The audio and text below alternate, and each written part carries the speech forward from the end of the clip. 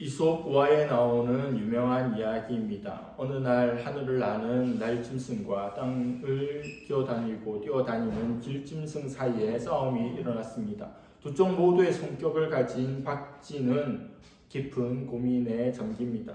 그러다 싸움을 지켜보면서 유리한 쪽에 붙고 편들기로 하였습니다. 싸움의 우위가 바뀔 때마다 박쥐의 위치가 바뀌었습니다. 언제나 이기는 쪽에 속하게 되니 기분이 좋고 마음도 편했을 겁니다. 그런데 두 세력이 화해를 하게 되자 박쥐는 그만 두 쪽 모두에게서 배척을 당하게 됩니다. 낙동강 오리알 신세가 된 겁니다. 이도 저도 아니게 되었습니다. 지금도 어디에나 박쥐 같은 사람이 존재합니다. 박쥐 같은 사람도 또 내가 그런 존재가 되는 것도 경계할 수 있기를 바랍니다. 두아티라 교회에게 주시는 오늘 말씀을 통해 교회와 세상 가운데에서 양발을 다 걸치고 살아가며 이익을 추구하고 어떤 것도 포기하지 않으려고 하는 그런 성도의 모습으로 살아가는 박쥐와 같은 모습으로 살아가는 우리에게 현대 그리스도인들에게 주시는 하나님의 음성을 듣는 시간이 될 수 있기를 바랍니다. 언제나 그렇듯이 예수님의 칭찬이 먼저 나옵니다. 19절입니다. 내가 내 사업과 사랑과 믿음과 섬김과 인내를 아노니 내 나중 행위가 처음 것보다 많도다. 이 구절에서 내 사업은 복수로 너희 행위들이라고 번역하는 것이 더 정확합니다. 즉 이는 언급하고 있는 네 종류의 행위들, 사랑, 믿음, 섬김, 인내를 일괄적으로 표현한 것입니다. 두아티라 교회는 기독교의 가장 본질적이고 고귀한 가치들을 잘 담아낸 아름다운 교회로 칭찬받습니다. 그리고 더 중요하고 더 훌륭한 부분은 처음보다 나중이 더 나아졌다는 겁니다. 그들의 믿음의 모습이 진보했다는 겁니다. 우리의 삶도 또 우리의 신앙도 진보하면 얼마나 좋겠습니까? 오랜만에 누군가를 만났을 때 다른 어떤 것이 아니라 신앙의 진보로 인해서 서로 괄목상대할 수 있기를 바랍니다. 그렇습니다. 두아티라 교회는 처음보다 나중이 더욱 빛난 그런 특별한 교회였습니다. 우리가 처음 믿을 때 경험하는 하나님에 대한 첫사랑 결코 잃어버리지 말아야 할 것입니다. 그런데 그 첫사랑보다 나중 사랑이 더 뜨거워지고 깊어져야 합니다. 시간이 지날수록 우리의 믿음과 소망과 사랑의 모습은 어떻습니까? 더욱 성장하고 더욱 성숙하고 있습니까? 여전히 최고치였고 계속 하향하고 있지는 않습니까? 옛날만 추억하면서 살아가는 우리의 모습은 아닙니까? 첫사랑이 아무리 뜨겁고 아름다웠어도 이후에 더욱더 하나님 앞에 고귀한 사랑으로 살아갈 수 있기를 바랍니다. 신앙생활을 처음 시작할 때, 혹 올해를 시작할 때 우리의 모습과 오늘 지금 나의 모습을 비교하면 어떻겠습니까? 주님 보시기에 우리에게 성장이 있고 성숙이 있는지 점검해보는 시간이 되기를 바랍니다. 건강한 아이는 날마다 자랍니다. 제가 신학대학원 갔다가 일주일 만에 집에 와보면 침대에 누워있는 우리 아이들이 자란 게 눈에 보입니다. 일주일 만에 뚝딱뚝딱 자란 게 아니라 매일매일 조금씩 자랐는데 날마다 볼 때는 모르지만 일주일 만에 와보면 자라있는 게 눈에 보이는 겁니다. 아이가 건강하기만 하면 자라듯이 우리의 신앙도 병들지만 않아도 자라는 것이 당연합니다. 오랜 신앙생활을 하였지만 우리의 신앙이 자라지 않는다면 병든 것이 아닌가, 어디 문제가 있는 것이 아닌가 생각해야 합니다. 처음 사랑이 뜨거웠고 특별했다 할지라도 날이 갈수록 해가 갈수록 주님을 향한 우리의 마음과 열정과 헌신과 뜨거움이 더 깊어지면 얼마나 좋겠습니까? 주님을 사모하는 그 마음으로 날마다 달려가면 얼마나 좋겠습니까? 두아티라 교회가 그런 교회였습니다. 처음보다 나중이 더 아름다운 그런 귀한 교회였습니다. 그런데 한 줄 짧은 칭찬이 끝나고 길고 긴 책망이 두아티라 교회에 이어집니다. 20절 이후입니다. 그러나 내게 책망할 일이 있노라. 자칭 선지자라는 여자 이세벨을 내가 용납함이니 그가 내 종들을 가르쳐 꾀어 행음하게 하고 우상의 제물을 먹게 하는도다. 책망의 내용은 거짓 선지자 이세벨을 교회 안으로 받아들이고 그녀의 가르침을 물리치지 않고 용납했다는 겁니다. 여러분, 이세벨이란 이름 아시죠? 구약에서 가장 악한 왕인 아합이라고 하는 왕이 있는데 그의 부인의 이름이 이세벨입니다. 이방 여인이죠. 그녀가 이방의 우상을 섬기기 시작하면서 하나님만 섬겨야 되는 온 이스라엘이 우상공화국이 됐습니다. 자신뿐만 아니라 모든 이들이 우상 숭배와 행음의 죄를 짓게 만든 것이 아왕의 아내였던 이세벨입니다. 오늘 두아디라 교회에 과거 아합 때의 그 이세벨과 같은 어떤 일물을 설명하기 위해서 은유적으로 이렇게 사용한 것으로 보입니다. 자세한 설명이 없어서 이세벨이 누구인지 어떤 존재인지 확실하진 않지만 몇 가지는 짐작할 수 있습니다. 이 인물이 여자라는 것, 그리고 교회 내에서 상당한 영향력, 리더십을 가진 존재였기에 스스로 내가 선지자다라고 할 정도로 그리스를 가르친 인물이라는 점입니다.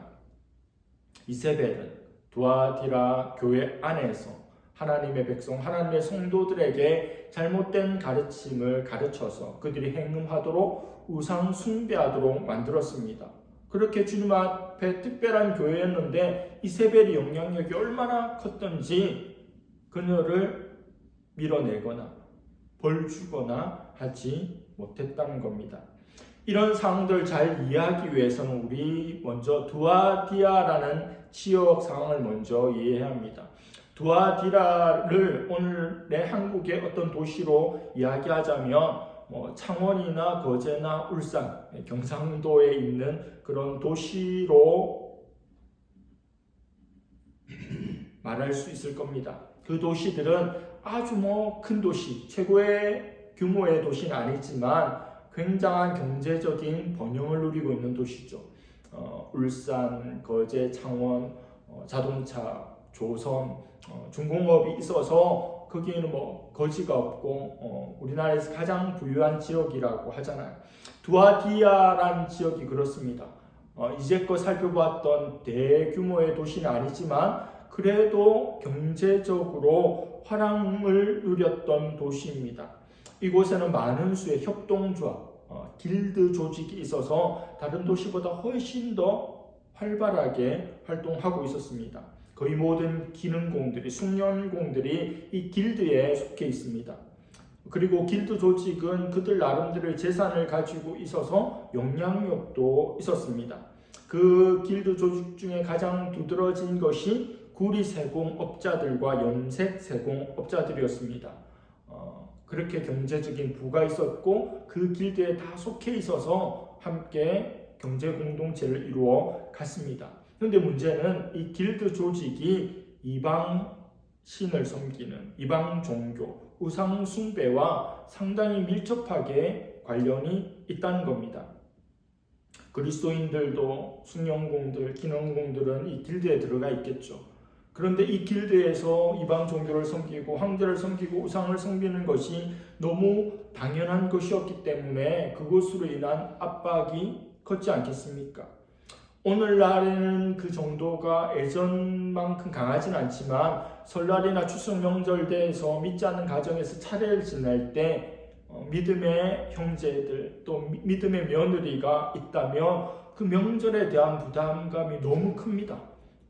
가족들이 오는 거, 차례상을 준비해야 되는 거, 절을 해야 될지 말아야 될지, 또 신앙이 다름으로 인한 그런 눈총들, 명절이 너무너무 힘든 것이 우리 문화 속에서의 신앙인으로 살아가는 일들이었습니다.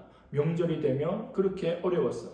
이 길드에 속한 사람들이 그렇다는 겁니다. 그냥 일만 하고 기술을 써서 어떤 경제적인 활동만 하면 되는데 이 길드가 우상 숭배하고 이방신을 섬기는 것을 당연시하고 있었기 때문에 그것을 내가 거부하기도 어렵고 그것을 내가 거부한다면, 길드에서 나온다면 말로 다 할 수 없는 재정적인, 경제적인 피해를 입게 된다는 겁니다.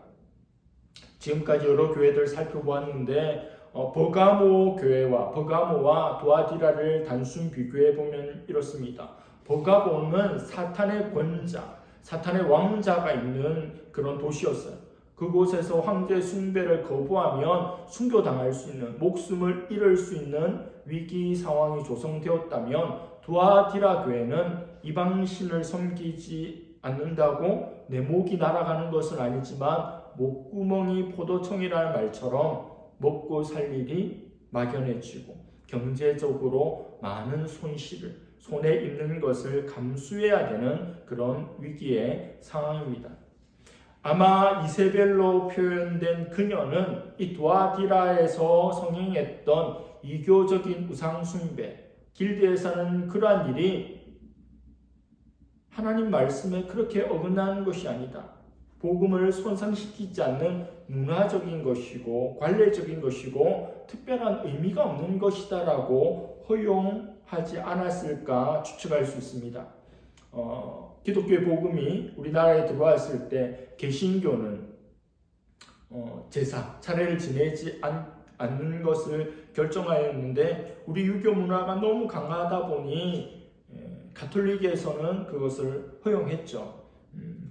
그들이 그런 일을 하면서 이건 큰 죄라고 느낀다면 마음이 어떻게 편하겠습니까? 일제시대 때 신사참배의 문제 앞에서 그건 우상숭배가 아니고 국가의례라고 가르치고 행한 목사들의 배교적인 행위와 유사합니다. 이세벨이 괜찮아, 그 아무것도 아니야, 마음으로 절하지 않으면 되지, 다 하는 거야, 특별한 의미 없어, 먹고 살려면 해야지 라고 하는 것과 같다는 겁니다. 이러한 문화적인 배교 속에서 두아디라 교회는 신앙의 열심, 신앙의 정절, 신앙의 모습을 잘 갖췄어요. 그러니까 주님으로부터 믿음, 소망, 사랑, 섬김, 인내에 대한 칭찬을 들었죠. 신앙적인 모습은 잘했다는 겁니다. 교회 안에서 잘했다는 거예요. 그런데 주일이 지나고 월요일부터 펼쳐지는 세상 속에서, 그 치열한 경쟁 세상 속에서는 철저하게 경제적인 이데올로기에 함몰됐다는 겁니다. 그 이권을 포기할 수 없는 거예요. 계속 유지하기 위해서 우상을 섬기고 행음하는 이율배반적인 모습을 보였다는 겁니다. 신앙생활을 엉망으로 하고 우상에게 절한 게 아니에요. 신앙생활은 신앙생활대로 잘했습니다. 그래서 주님 앞에 칭찬을 들었죠. 그런데 세상의 그 재리의 유혹과 그 재물을 충분하게 얻을 수 있는 기회는 버리지 못하고 그 길드에서 행해지는 우상 숭배 행위에 동참했다는 겁니다. 용서해 주시겠지, 이해해 주시겠지, 그런 마음이 있었다는 거예요. 신앙적으로는 발랐습니다. 성실한 면이 있었어요. 그러나 세상과의 관계 속에서, 세상 속에서는 여전히 타협주의적인 자세를 취한 교회의 전형입니다. 요즘에도 그렇겠지만 몇십 년 전에 우리 자녀들이 부모님이 그렇게 신앙생활 열심히 하고 교회에서 칭송을 받는데 자녀들이 삐딱선을 타고 믿음을 떠나고 환멸을 가지는 것이 어떤 요인들이었습니까? 우리 부모님이 교회감 천사인데 집에 오면 천사가 아니라는 거예요. 교회 속에서는 오직 말씀밖에 없는데 세상 속에 나가면 세상 사람들보다 더 스크루지처럼 악랄한 존재가 된다는 거예요. 사업을 하든지 가게를 하든지 직장생활을 하든지 세상 사람들의 조금도 밀리지 않는 모습으로 살아가는 그런 이율배반적인 이중적인 모습에 너무 실망하는 자녀들이 많았다고 하는 겁니다. 요즘에는 그조차도 없는 이들이 많기 때문에 그런 실망하는 자녀들이 또 줄어들지 않았나 생각해 봅니다. 교회 안에서 신앙도 잘 지키고 세상 가운데 하나님의 뜻대로 살아가는 것 쉽지 않기 때문에 적당히 발을 걸치고 적당히 타협하면서 살아가는 이들이 많이 있었습니다. 이 와중에 이세벨이 괜찮아. 그거 괜찮아. 다 그렇게 해. 그럼 어떻게 먹고 살 거야? 이 두아디라에서 어떻게 애들 교육시킬 거야? 어떻게 월세 낼 거야? 이런 이야기 앞에 성도들이 조금씩 타협하다가 무너지게 된 겁니다. 주일날 문 닫고 가게 문을 열지 않았다가 어느 날 너무 재정적으로 손해가 나와서 가게 문을 주일날 열었는데 그 심장이 두근두근하고 벌 받는 거 아닌가 싶다가도 한 주, 두 주 지나니까 괜찮아지고 괜찮네, 아무 일도 없네, 수입이 늘어나네, 이렇게 점점 따뜻한 물에서 죽어가는 개구리와 같은 모습을 겪은 것이 이 교회가 아닐까 싶습니다.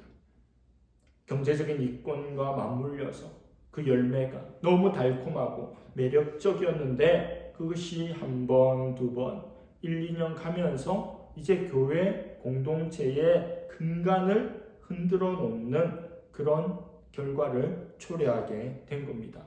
문화란 이름으로, 관습이란 이름으로, 그리고 다수평양, 많은 사람들이 그렇게 한다라고 하는 것으로 인해서 자연스럽게 들어오고 나도 따르고 있는 그것이 바로 영적인 암세포입니다.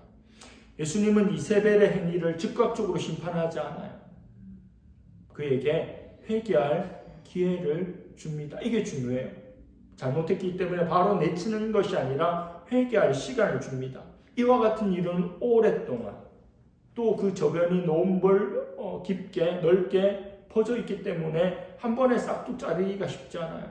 회개하라고, 돌이키라고, 조금씩 빠져나오라고, 그 일을 하지 말라고 기회를 주었고 오랫동안 기다리셨습니다. 그러나 이세벨은 자기의 행위를 회개하지 않아요. 돌이키지 않습니다. 하나님은 우리에게 회개할 충분한 기회와 시간을 주십니다. 그러나 끝끝내 우리가 회개하지 않으면 환난으로 집어 던질 겁니다. 하나님께서는 지금도 말씀을 통해 우리에게 있는 여러 가지 고통스러운 환경을 통해 우리가 회개하기를, 돌이키기를 촉구하십니다. 기다리십니다. 회개하지 않는 일의 결과는 심판이요 사망입니다. 주님께서는 이제 심판을 말씀합니다. 오랜 시간 기다리고 오랜 시간 메시지를 주며 돌이키기를 원했지만 전혀 변화가 없기에 이제 심판을 말씀합니다. 심판의 대상은 세 종류입니다. 첫 번째는 이세벨 그 자신입니다. 그녀는 침상에 던져질 것이다 이렇게 말합니다. 질병에 걸려서 아프게 만들 거라는 겁니다.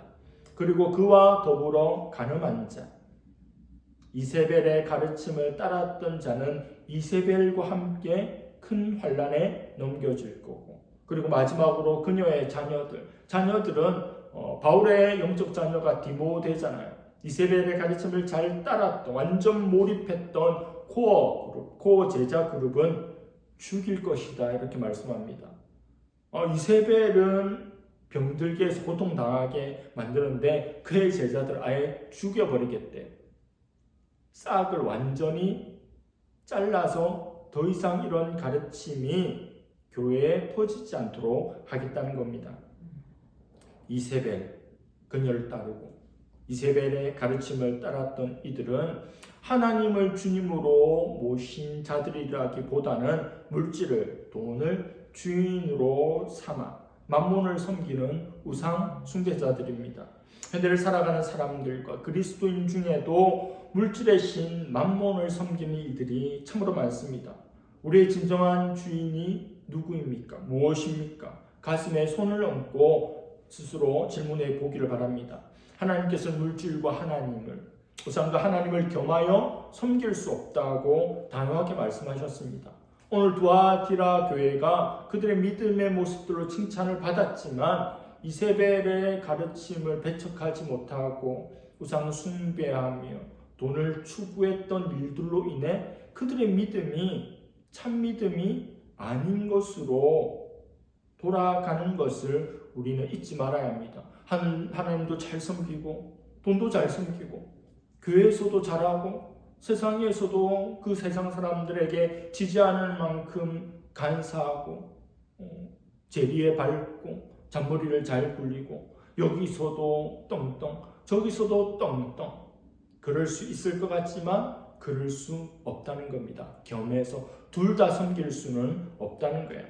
돈을 사랑함이 일만 악의 뿌리라고 하잖아요. 뿌리. 모든 악들이 있는데 1만 가지 악들이 있는데 다 들어가 보면 뿌리는 돈을 사랑함입니다.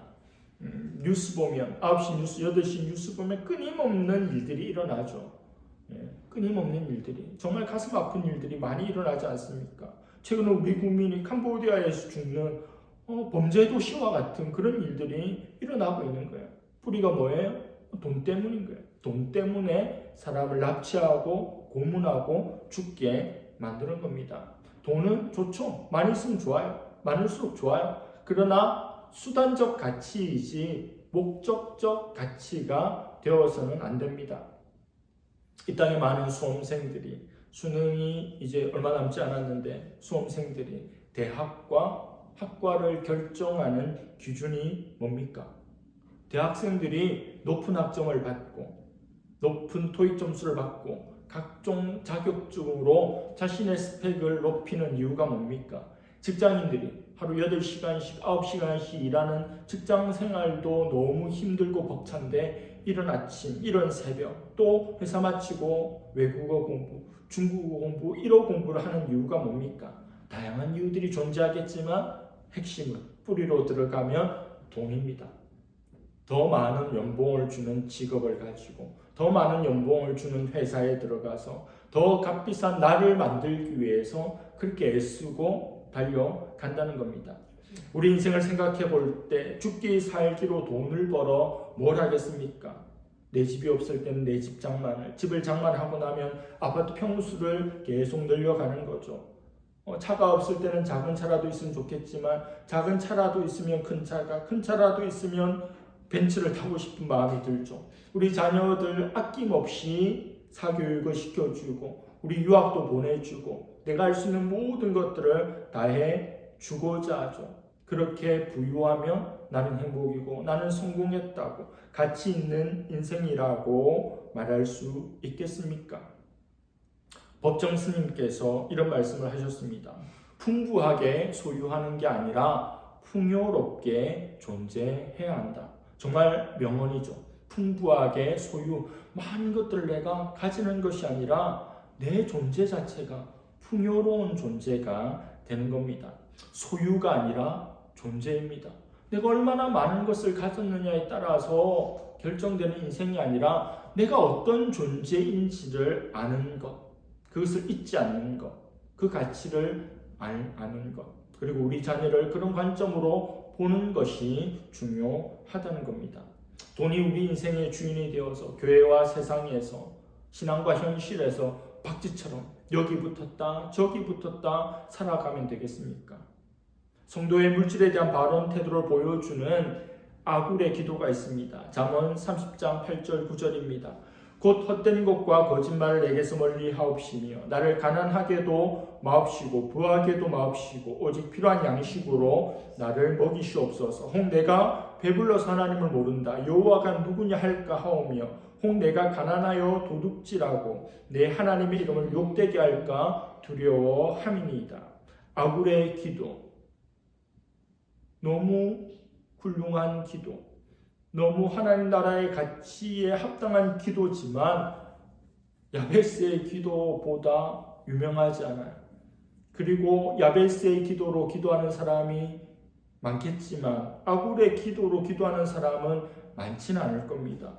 나를 가난하게 말게 해주세요 이런 기도는 하겠죠.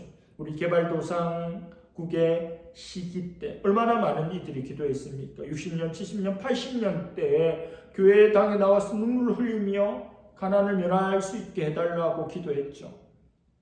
그런데 아굴의 기도는 부하게도 말게 해달라고 기도하고 있어요. 하나님 제가 로또 샀는데 이거 당첨되지 말게 해주세요. 이런 기도 한다고 생각해 보세요. 누가 부자 되기를 마다하겠습니까? 아굴이 그렇게 하는 거예요. 그냥 필요한 양식만 있으면 된대요. 그의 핵심은 뭐냐면 돈이 많고 적고 양식이 많고 적고가 아니라 내 신앙이 중심인데 이 신앙이 돈이 많음으로 적음으로 흔들리지 않게 해달라고 기도하고 있는 거예요. 아굴의 기도는 물질에 대한 기도가 아닌 신앙에 대한 기도입니다. 그의 중심에 대한 기도예요. 내가 오직 여호와 앞에서 올바른 신앙인으로 살기를 원하는데 재정이 물질이 그것이 방해가 되지 않도록 때로는 주시고 때로는 많이 주지 마시고 그렇게 기도하는 거예요. 많은 재물이 자신을 타락시키고 박지처럼 살아가게 만드는 그때나 지금이나 저는 중도의 자세로 중용의 자세로 기도하고 있습니다. 양극단을 피하고 신앙의 본질을 추구하는 경건을 위한 중용의 기도와 삶을 살았던 존재가 아굴입니다. 돈이 우리 생애의 최고의 목표와 목적이 되지 않기를 바랍니다. 그리고 진짜 더 나은 가치, 영원한 가치를 안다면 이 땅의 것에 얽매일 이유가 없습니다. 에콰도르의 젊은 순교자 짐 엘리엇은 일기장에 이렇게 썼습니다. 영원한 것을 위하여 영원하지 않은 것을 버리는 자는 바보가 아니다. 그는 너무도 탁월한 명문대학을 수석으로 졸업한 친구인데 식인 부족인 에콰도르에서 선교하기를 원했지만 순교의 제물이 되죠. 너무 젊을 때에 그가 이런 고백을 한 거예요. 일기장에 영원한 것을 위하여 영원하지 않은 것을 버리는 자는 바보가 아니다. 반대로 말하면 영원하지 않은 것을 추구하기 위해서 영원한 것을 포기하고 버리는 자는 바보다는 거예요. 사람들은 욕하죠. 사람들은 비웃죠. 사람들은 조소합니다. 아니 그렇게 똑똑한데 그렇게 잘났는데 왜 식인 부족에 가가지고 그렇게 인생을 허비하느냐고 낭비하느냐고 개죽음했다고. 그러나 그는 영원한 가치를 추구했던 존재입니다. 여러분 영원한 가치는 무엇입니까? 이세벨의 가르침을 좇지 않은 자들에게 주시는 메시지를 통해서 우리는 발견할 수 있어요. 자, 이세벨의 가르침이 두아티라 교회에 상당히 영향력을 끼쳤지만 이세벨의 가르침을 따르지 않는 이들이 있었습니다. 굴복하지 않는 하나님의 사람들이 있었어요. 칠흑같이 어두운 밤에도 한 줄기 빛이 있으면 그만큼의 어둠을 밀어내듯이 두아티라 교회에도 이세벨이 다 장악한 게 아니었습니다. 아합 시대에 모두가 바알에게 무릎을 꿇고 바알을 섬기고 그들의 경제적인 풍요로움을 추구했지만 바알에게 무릎 꿇지 않은 7,000명의 사람이 있다고 하나님께서는 선지자에게 말씀해 주셨습니다. 그 시대에 있었던 7,000명처럼 두아티라 교회에도 이세벨의 가르침을 따르지 않고 거룩을 추구한 이들이 있었습니다. 말씀대로 믿음대로 정직하게 바르게 살아가기가 갈수록 참으로 힘든 세상이지만 그래도 정도를 걷는 믿음의 길에 있는 이들이 있음을 기억하기를 바랍니다. 주님께서 그들에게 어떤 말씀을 하냐면 다른 짐을 지우지 않겠다고 말씀합니다. 길드 조직을 중심으로 우상 숭배에 가담함으로 경제적인 이득을 취하고 양심의 가책을 받지 않는 이세벨의 가르침을 따르지 않는 것으로 인해 이미 데미지와 손실을 입었는데 또 다른 짐을 지워주지 않겠다고 말씀합니다. 오늘날 사업하는 걸로 장사하는 걸로 예를 들어 보면 신앙생활 열심히 하다가 어느 날 주일에 쉬어야 되겠다, 가게문을 닫아야 되겠다고 결심해서 가게문을 닫았더니 그만큼 손실이 발생하는 거예요. 그런데 이 말씀을 그대로 적용해 보면 야, 너가 주의를 지켜서 이만큼 손해를 보니까 다른 일은 일어나지 않도록 내가 더 잘 지켜줄게. 불이 난다든지 도둑이 든다든지 종업원들이 띵땅을 많이 해먹는다든지 이와 같은 외부적인 요인을 막아주겠다고 말씀하는 격입니다. 더 이상 짐을 지우지 않는다. 이미 많은 짐을 지고 있는데 더 이상 짐 지우면 살 수 있겠어요? 하나님께서 특별히 더 신경 써 주신다는 겁니다. 그리고 기가 막힌 약속들이 25절부터 28절까지 이어집니다.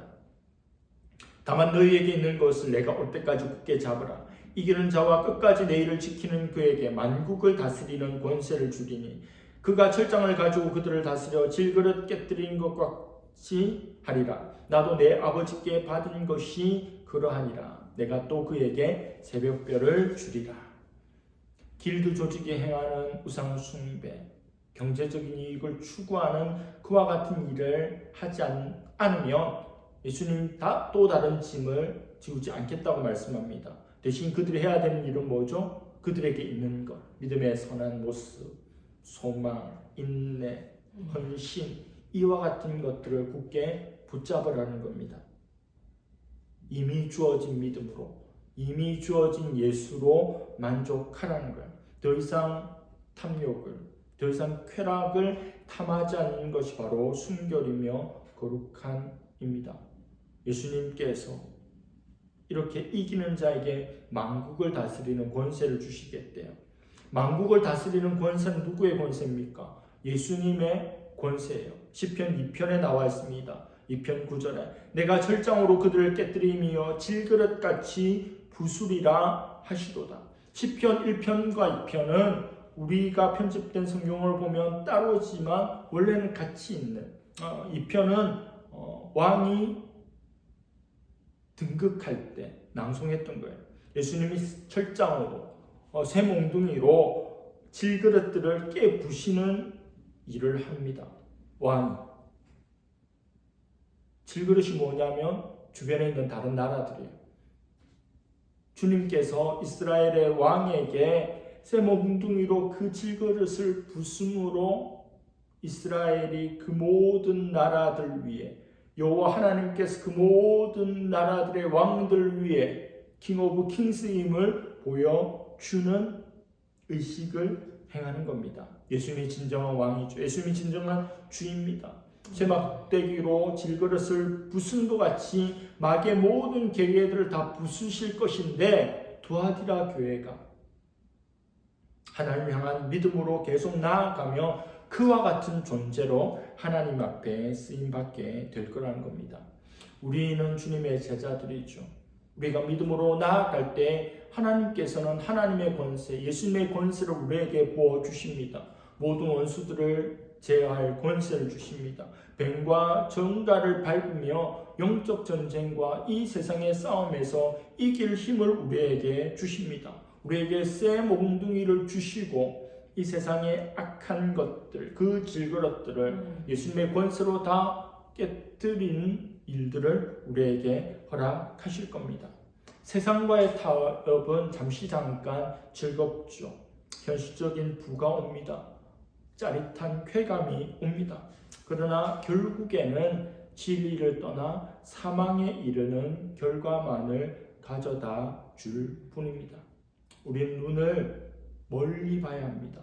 장차 오실 메시아 나라를 생각해야 합니다. 주님 주시는 부유함을 바라보아야 합니다. 그럴 때 죽기까지 충성하고 절개 있는 신앙인으로 살아갈 수가 있을 겁니다. 빌립보서 3장 7절 8절입니다. 그러나 무엇이든지 내게 유익하던 것을 내가 그리스도를 위하여 다 해로 여길 뿐더러 또한 모든 것을 해로 여김은 내 주 그리스도 예수를 아는 지식이 가장 고상하기 때문이라.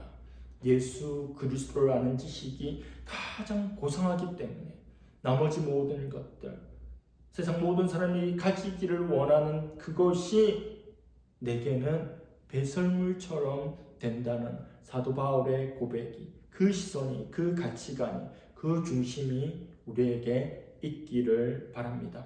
바퀴처럼 교회와 세상을 날아다니며 하나님과 재물을 사이에 왔다 갔다 해서 하나님도 널 몰라, 세상도 널 몰라 하며 여기저기 낄 수 없는 비참한 신세가 아니라 오직 믿음으로, 오직 말씀으로, 오직 하나님께만 속해서 귀하게 쓰임받는 그런 저와 여러분들 될 수 있기를 간절히 바랍니다. 기도하겠습니다. 하나님, 두아디라 교회가 하나님 앞에 믿음의 영역에 있어서는 칭찬을 받았지만 세상 속에서 재정적인, 물질적인 유혹과 시험 앞에서는 거짓된 가르침을 따라 행음하고 우상 숭배함으로 책망받고 경고받은 것을 보게 됩니다.